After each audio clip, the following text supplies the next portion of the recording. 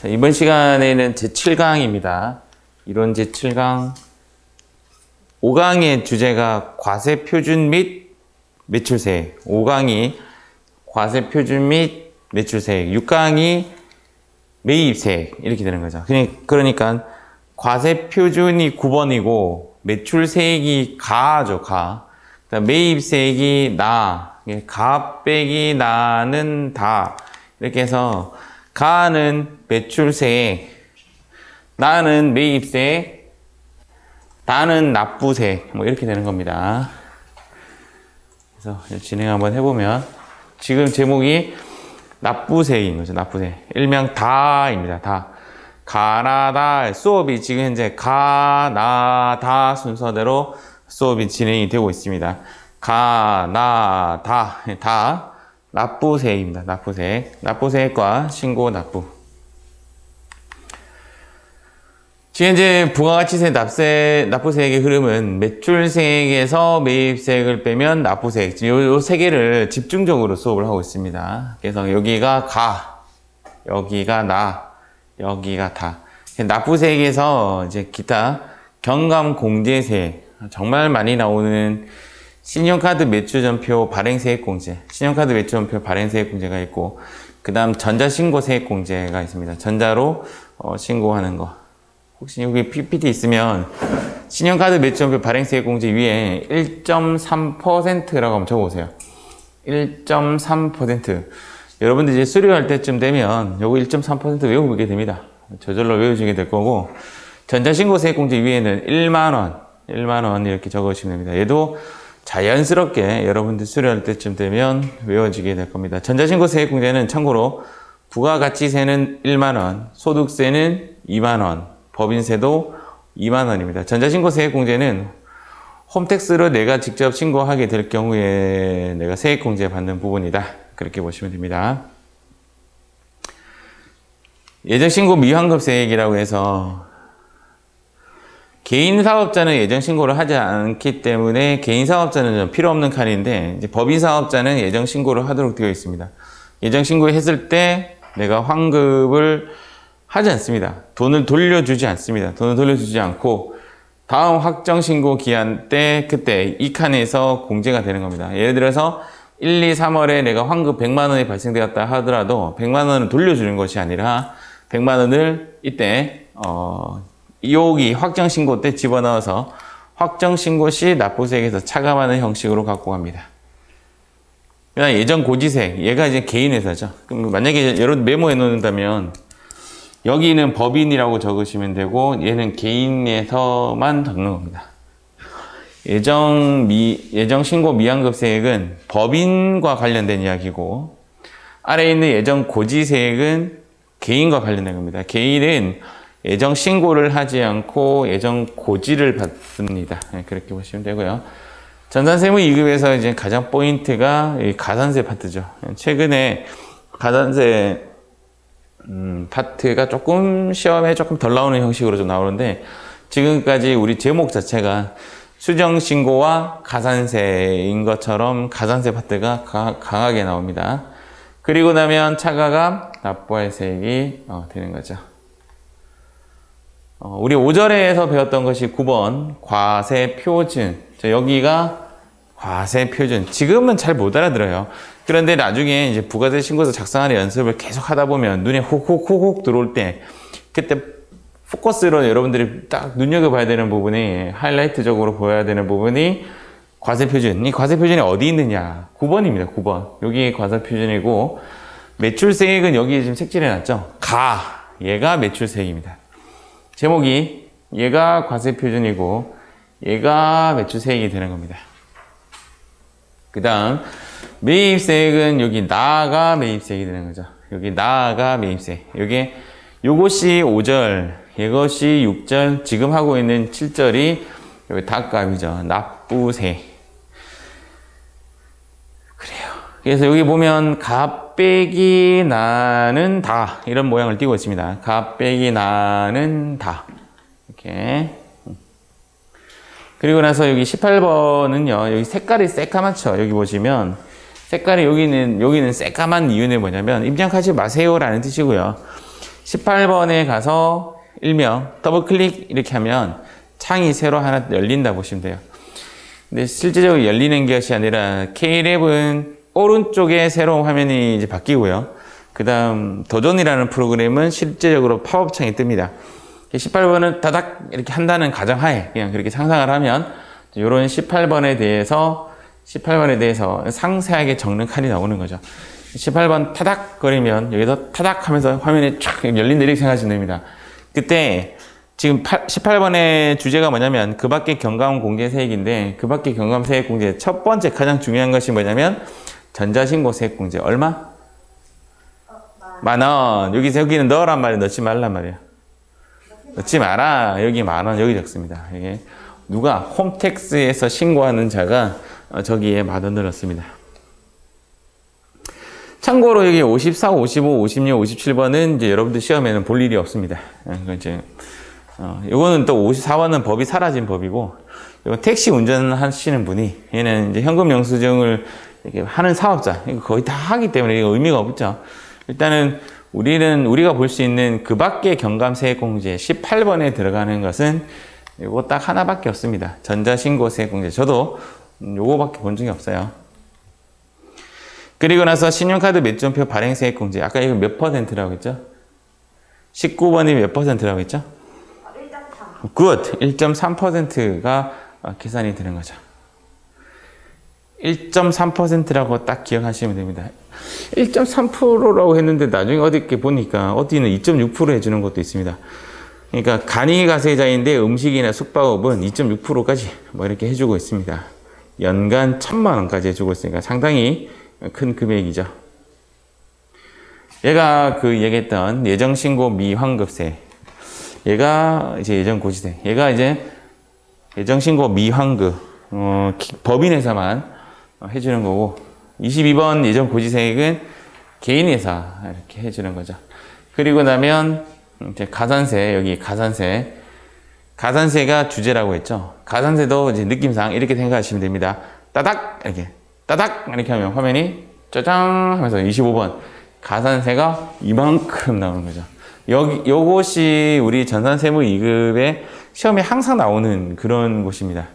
나중에 되면 이제 꼭꼭 찍어서 시험에 나올 만한 게 딱 정리가 됩니다. 지금은 이만큼 있다 정도만 생각하시면 됩니다. 이게 내가 이렇게 한번 보고 공부하는 거랑 그냥 한 번도 본 적이 없는 상황에서 딱 공부하는 거랑 느낌적이 달라요. 그래서 가산세가 세금 계산서 가산세, 사업자 미등록 가산세 이런 것들이 이만큼이나 있구나 이렇게 생각하시면 됩니다. 그리고 나서 차가감하여 납부할 세액이 떨어지는 거죠. 26번의 결론적으로는 내가 마지막 최종적으로 돈 거래가 왔다 갔다 거리는 차가감 납부할 세액이다 라고 보시면 됩니다. 제목 신용카드 매출점표 발행세액공제 몇 퍼센트? 1.3. 굿.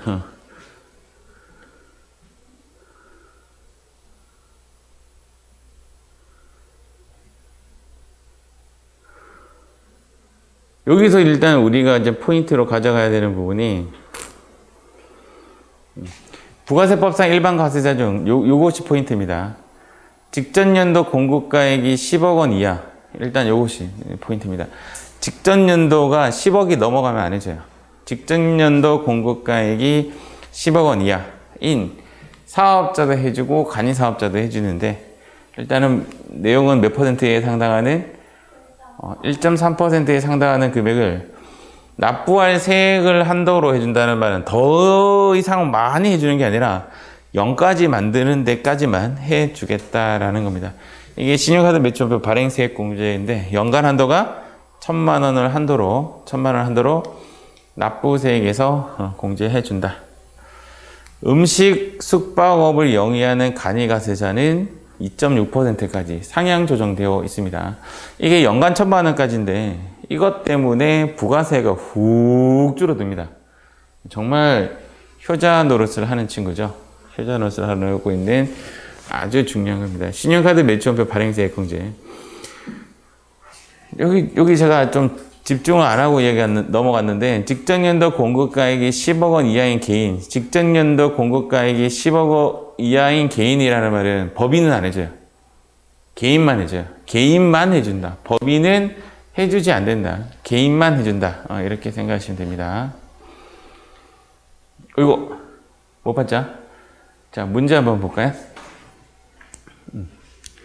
직전년도 공급가액이 10억 원 이하의 음식점을 영위하는 개인, 음식점 개인은 신용카드 발행 금액의 몇 %를 세금 빠지긴다? 진짜 큰 거죠. 이 밑에 나오죠. 음식 숙박을 하는 간이는 2.6%지만 간이가 아닌 일반 과세, 간이와 일반 두 가지로 나눠져요.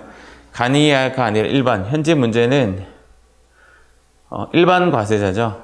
일반 과세자는 1.3%.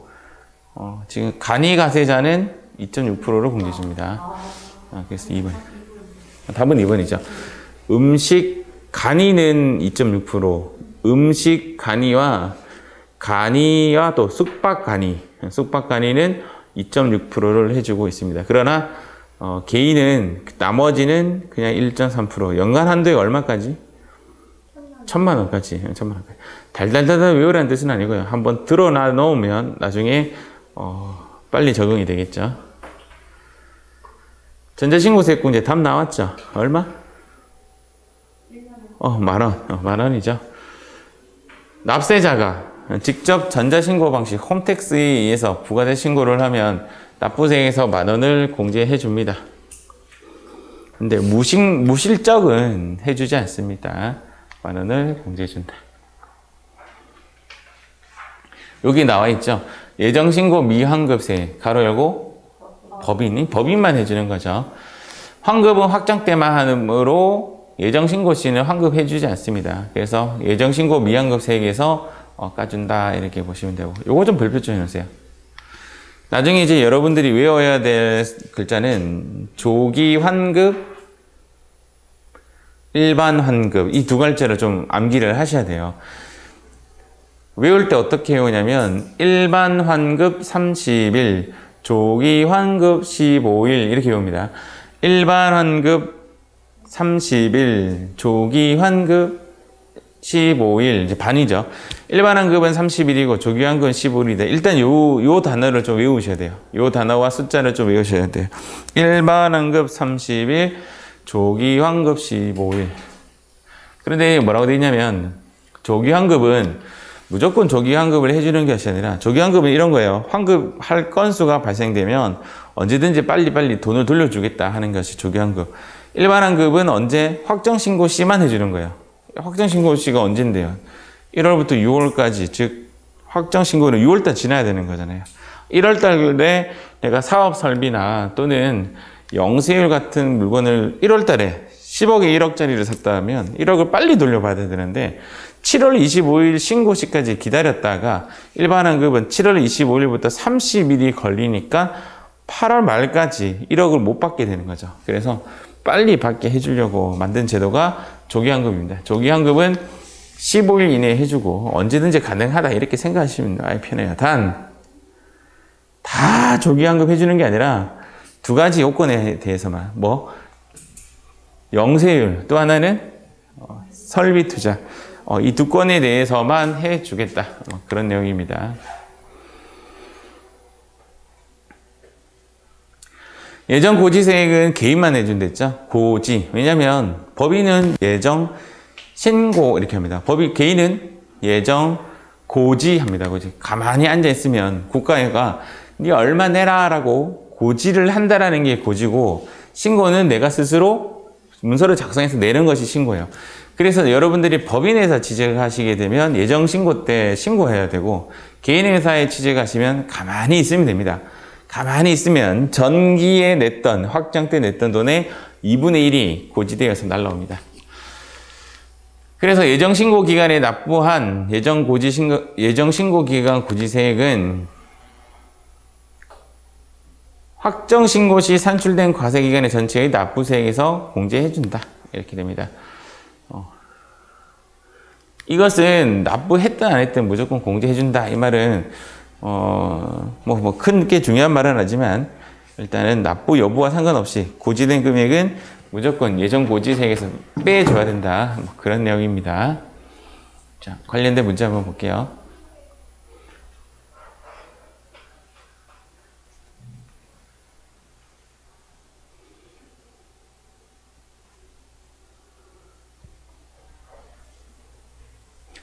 도소매업을 영위하는 일반 과세 사업자의 다음 자료에 의하여 부가세 납부세액을 계산하면 얼마인가? 일단 매출세액이 얼마죠? 납부세액은 그러니까 지금 현재 여기서 보는 납부세액은 매출세액 빼기 납부세액은 매입세액은 납부세액. 매출세액은 요 매출 자료니까 세금 계산서 발급분의 10% 얼마? 2만 원. 그 다음 증빙이 없는 현금 매출도 사실은 부가세 내야 되겠죠. 여기에 10%인 만원. 결론적으로 매출세액은 3만 원이에요. 3만 원인데 자, 매입세액 찾아볼게요. 매입 자료는 증빙 없으면 매입 자료 인정을 안 해줘요. 그러니까 얘는 X죠. 그럼 결론적으로 정답은 얼마가 된다? 3만 원이 정답이 되죠. 산식은 이렇게 되고 매출세액은 3만 원. 증빙이 없는 게 이렇게 되는 거죠. 매출은 내야 되는 거고 매입은 인정을 받지 못합니다.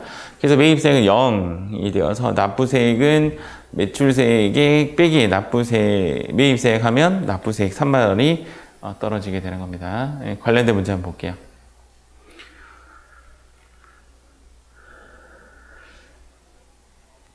자, 지금 현재 이제 납부세액인데요. 자, 매출액이 현금 매출액 7,700만 원인데 얘를 이제 공급 대가로 볼게요. 지금 현재 보통 현금 영수증 발급은 공급 가액이니 대가니 말이 좀 안 나와서 그런데 부가세 포함 금액입니다. 그러면 얼마? 700. 여기는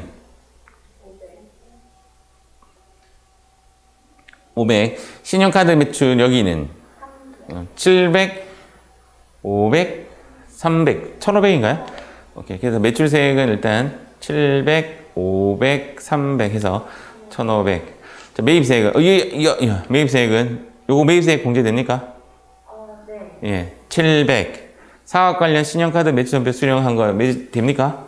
네. 300. 그래서 매입세액은 700에 300.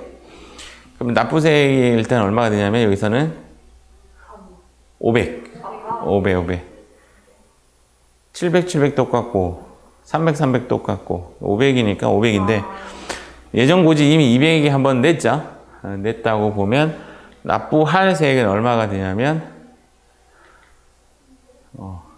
이거까지 들어갔네. 요거 생각 안 했네. 여기에서 세액공제 신용카드나 현금 영수증 매출액을 1.3% 공개해 주죠. 왜냐하면 소매점을 영위하는 일반 과세자 이 사람이 개인 사업자라고 명시를 안 해놨네. 개인 사업자라고 지금 생각하면 현금 영수증 7,700 더하기 공급 대가에서 1.4% 곱합니다.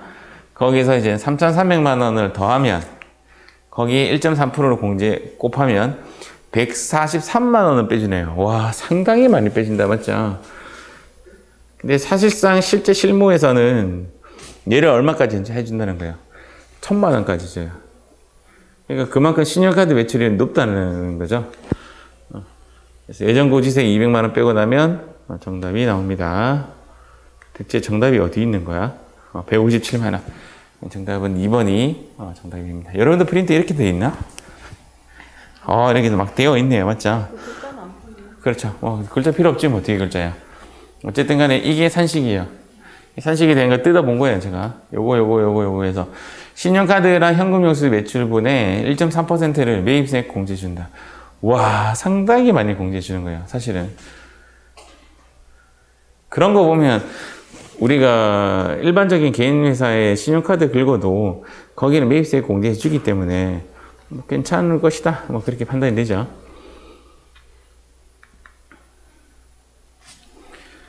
자, 다음. 가산세 파트가 있는데, 얘는 세무이급 실기 시간에 집중적으로 할 예정이에요. 그래서 이 부분은 넘어가고, 생략! 이렇게 되어 있죠. 신고 납부 및 환급 절차. 법인 일기 예정은 신고 납부를 하도록 되어 있습니다. 개인은 고지 납부, 법인은 신고 납부 이렇게 보면 되죠. 요거 다만 앞에 어떠한 사유에 의해서 내가 신고한 내용이 있다라면 그 가장 대표적인 행동이 조기환급 신고입니다. 조기환급 신고가 이미 되어 있다라면 예정 신고에서는 제외가 된다. 그렇게 보시면 되고, 개인은 고지 납부가 원칙입니다. 고지 납부는 가만히 앉아 있으면 네 세금 얼마 내시오라고 하는 것이 고지 납부예요. 그런데 내가 신고 납부를 선택할 수도 있습니다. 매출이 전기에 비해서 3분의 1 이하로 떨어졌을 경우, 뭐 이런 경우 내가 스스로 신고 납부를 할 수도 있다. 네, 그렇게 보시면 됩니다. 그 내용이 지금 여기 밑에 있죠. 그 내용이 직전 과세기간에 대한 납부세액의 2분의 1에, 그러니까 내가 만약에 100만 원이 납부했다면 50만 원이 고지가 돼요. 가만히 앉아 있어도.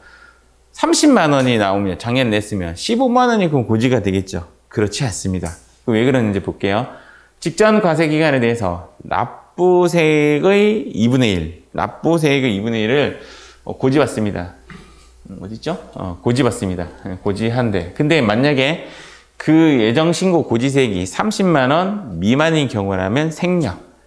돈을 안 낸다는 뜻이 아니라 확정때 그냥 같이 냅니다. 얘는 고지를 하지 않습니다.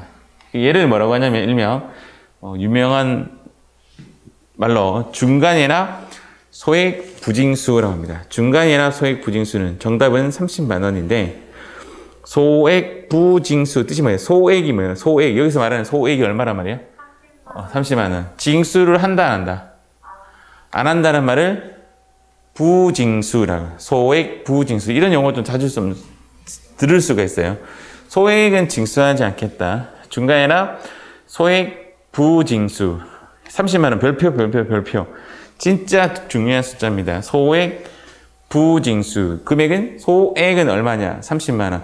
이제 소액 부징수가 앞으로 3개 배워요, 3개.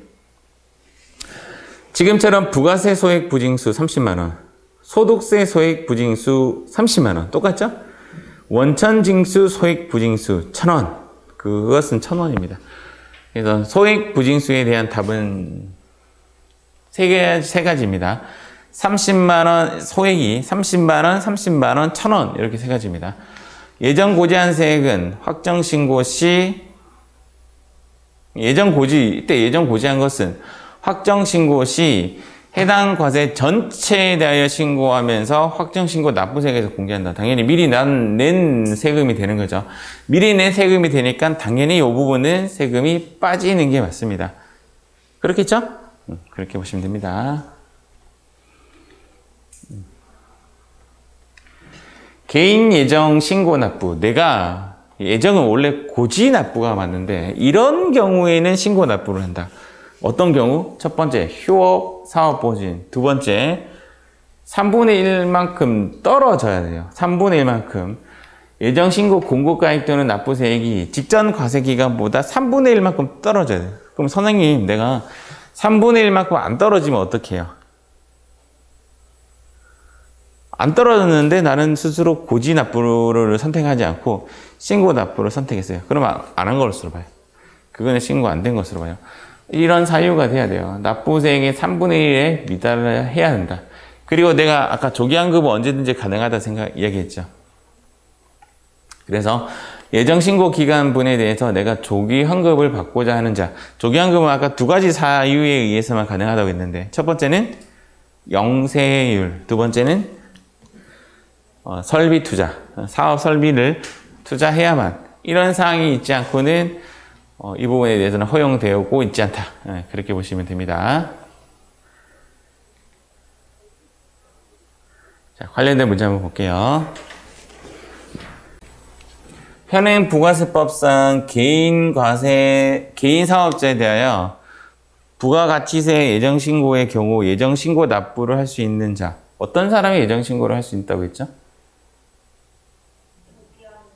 그렇죠. 포인트를 딱 잡으셨네요. 조기환급은 예정신고가 가능하다. 그랬죠, 맞죠? 조기환급은, 그러니까 내가 아까 조기환급이 가능한 자가 전 과세기간에 3분의 1에 미달하는 자, 휴업, 또는 사업부진 또는 조기환급 이렇게 이야기했는데 아마 시험에 나올 친구는 딱 두 개예요. 3분의 1이라는 숫자 하나랑 조기환급 이렇게 시험에 나올 겁니다. 확정신고와 납부 아까 했던 부분이라서 확정신고는 과세기간이 끝난 후 25일 이내에 하도록 되어 있습니다. 과세기간이 끝난 후 25일. 네, 일단은 과세기간이 끝난 후 25일 이내에 하도록 되어 있는데 내가 만약에 폐업했다라고 하면 폐업한 달의 다음 달 25일까지 하도록 되어 있어요. 그러면 1기가 과세기간이 6월 30일 날 끝난단 말이죠. 그러면 6월 30일 날 종료 후 다음 달 25일까지 하도록 되어 있어요. 다음 달 25일. 7월 25일 날 또는 12월 말일 날 과세기간이 끝나면 다음 달 25일 날. 그때가 언제죠? 12월 말일 날 끝나면 다음 달 25일 날. 1월 25일. 굿. 그래서 부가세 신고는 크게 7월 25일까지 하나랑 1월 25일까지 한 개예요. 그게 가장 알려진 날짜고 요거 조심하셔야 돼요. 폐업한 달의 다음 달 25일까지 폐업한 달의 다음 달 25일까지 이 부분이 아주 중요한 부분입니다. 그런데 내가 만약에 예정신고나 조기환급에서 내가 미리 신고한 내용이 있다면 그것은 제외한다. 요거 별표. 시험에서 폐업한 달의 다음 달 25일, 즉 7월달 폐업하면 8월 25일 이런 식인데 폐업한 날로부터 25일 그건 틀린 말이에요. 폐업한 날로부터 25일은 틀린 말이다. 확정 때만 적용되는 것하고 이제 문제가 나오고 있는데 대전 세액공제 확정 때만 가능하고요. 일반 환급 얘도 확정 때만 가능하고 요거는 우리 처음 들어본다 맞죠?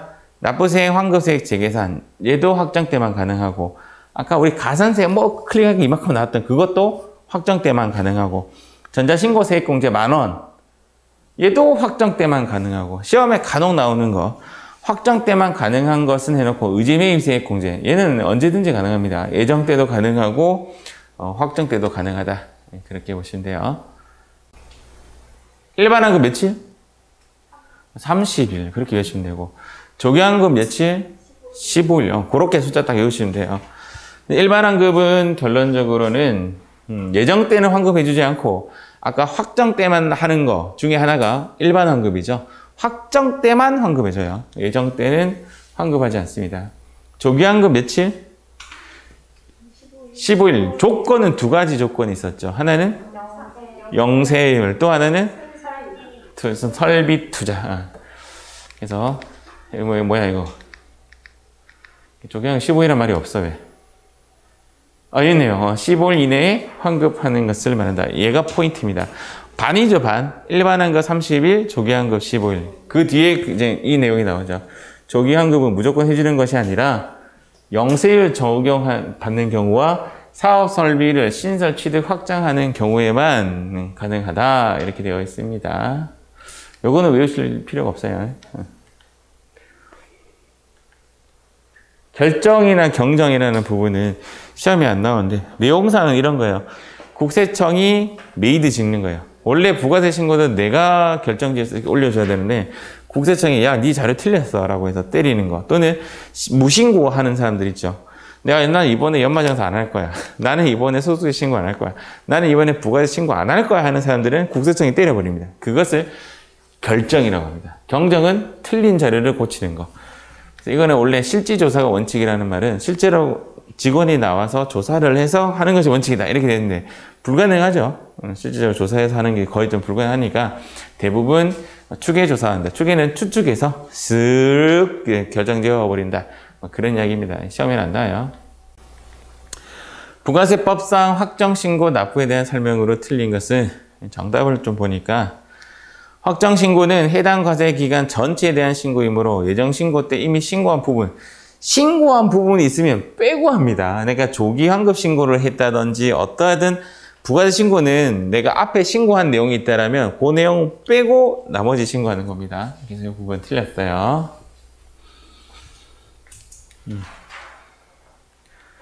자, 6번 문제 볼게요. 다음 중 부가세법상 과세 기간에 대한 설명으로 올바르지 않은 것은 여기다 답을 먼저 보니까 일반 과세자와 간이 과세자 모두 예정 신고를 하지 아니하고 안 합니다. 안 합니다. 맞습니다. 맞는 거죠. 1년에 몇 번?